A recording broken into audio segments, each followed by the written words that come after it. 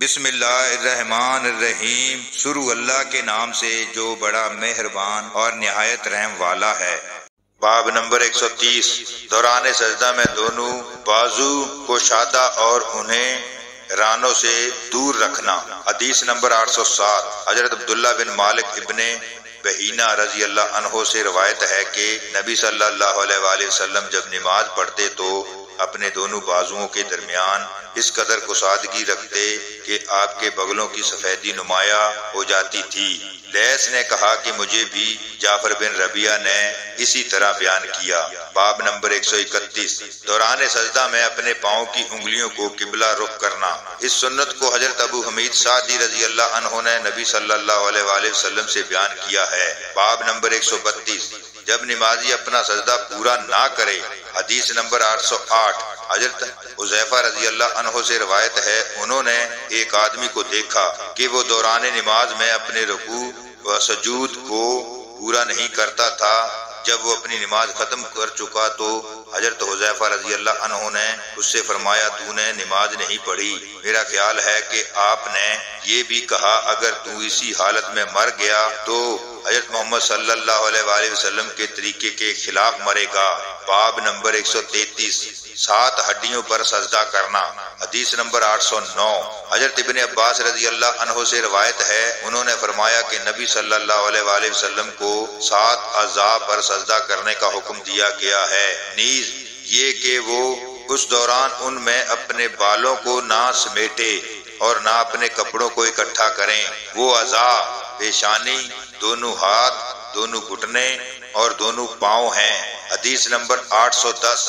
حضرت ابن عباس رضی اللہ عنہ ہی سے مروی ہے، وہ نبی صلی اللہ علیہ وآلہ وسلم سے بیان کرتے ہیں کہ آپ نے فرمایا، ہمیں حکم دیا گیا ہے کہ ہم 7 ہڈیوں پر سجدہ کریں، نیز اس دوران ان میں اپنے بالوں اور کپڑوں کو نہ سمیٹیں۔ حدیث نمبر 811۔ حضرت براء بن عازب رضی اللہ عنہ سے روایت ہے اور وہ جھوٹے آدمی نہیں تھے، انہوں نے فرمایا، ہم نے نبی صلی اللہ علیہ وآلہ وسلم کے پیچھے نماز پڑھتے تھے، جب آپ سمع اللہ لمن حمدہ کہتے تو ہم میں سے کوئی شخص اپنی پیٹھ نہ جھکاتا جب تک نبی صلی اللہ علیہ وآلہ وسلم اپنی پیشانی زمین پر نہ رکھ دیتے۔ باب نمبر 134۔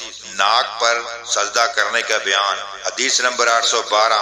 حضرت ابن عباس رضی اللہ عنہ سے روایت ہے، انہوں نے کہا، نبی صلی اللہ علیہ وآلہ وسلم نے فرمایا، مجھے 7 ہڈیوں پر سجدہ کرنے کا حکم دیا گیا ہے، پیشانی پر اور اپنے ہاتھ سے ناک کی طرف اشارہ کیا، دونوں ہاتھوں، دونوں گھٹنوں اور دونوں پاؤں کی انگلیوں پر۔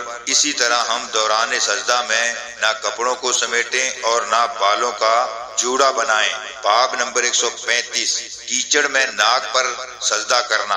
حدیث نمبر 813۔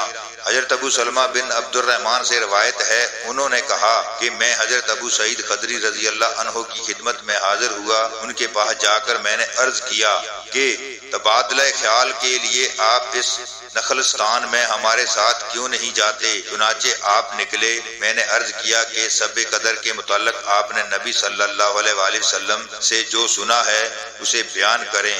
انہوں نے فرمایا، ایک مرتبہ رسول اللہ صلی اللہ علیہ وآلہ وسلم رمضان کے پہلے عشرے میں اعتکاف کیا اور ہم بھی آپ کے ساتھ اعتکاف بیٹھ گئے، لیکن حضرت جبرائیل علیہ السلام آپ کے پاس تشریف لائے اور فرمایا کہ جس چیز کے آپ متلاسی ہیں وہ آگے ہے۔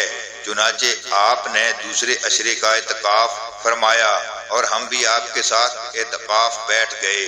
حضرت جبرائیل علیہ السلام دوبارہ تشریف لائے اور کہنے لگے کہ آپ جس چیز کی تلاش میں ہیں وہ آگے ہے۔ پھر نبی صلی اللہ علیہ وآلہ وسلم 20ویں رمضان کی صبح کو خطبہ ارشاد فرمایا اور حکم دیا، جو شخص نبی اکرم صلی اللہ علیہ وآلہ وسلم کے ساتھ اعتکاف بیٹھ چکا ہے وہ دوبارہ اعتکاف کرے، کیونکہ مجھے سب قدر خواب میں دکھا دی گئی ہے، لیکن اس کا تعین مجھے بھلا دیا گیا ہے، البتہ وہ آخری عشرے کی طاق راتوں میں ہے۔ میں نے خود کو خواب میں مٹی اور پانی میں سجدہ کرتے دیکھا ہے۔ ان دنوں مسجد کی چھت کھجور کی ٹہنیوں کی تھی، ہم آسمان پر کوئی ابرو وغیرہ نہیں دیکھتے تھے، یعنی مطلب بالکل صاف تھا۔ اتنے میں ایک بادل کا ٹکڑا آیا اور ہم پر برسنے لگا۔ پھر نبی صلی اللہ علیہ وآلہ وسلم نے ہمیں نماز پڑھائی تاں کہ میں نے رسول اللہ صلی اللہ علیہ وآلہ وسلم کی پیشانی اور ناک پر کیچڑ کے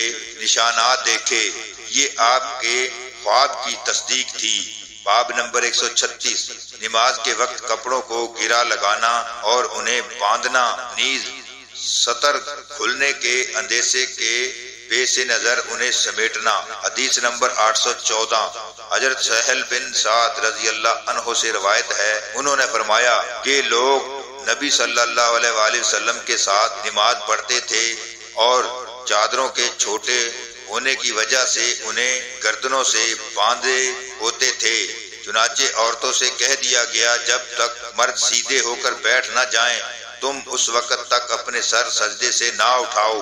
باب نمبر 137، نمازی اپنے بالوں کو نہ سمیٹے۔ حدیث نمبر 815، حضرت ابن عباس رضی اللہ عنہ سے روایت ہے، انہوں نے فرمایا کہ نبی صلی اللہ علیہ وآلہ وسلم کو 7 ہڈیوں پر سجدہ کرنے کا حکم دیا گیا، نیز یہ بھی کہا گیا کہ آپ دوران نماز میں اپنے بالوں اور کپڑوں کو نہ سمیٹیں۔ اللہ تعالی ہم سب کو دین کو صحیح معنوں میں سمجھنے کی توفیق عطا فرمائے، آمین ثم آمین۔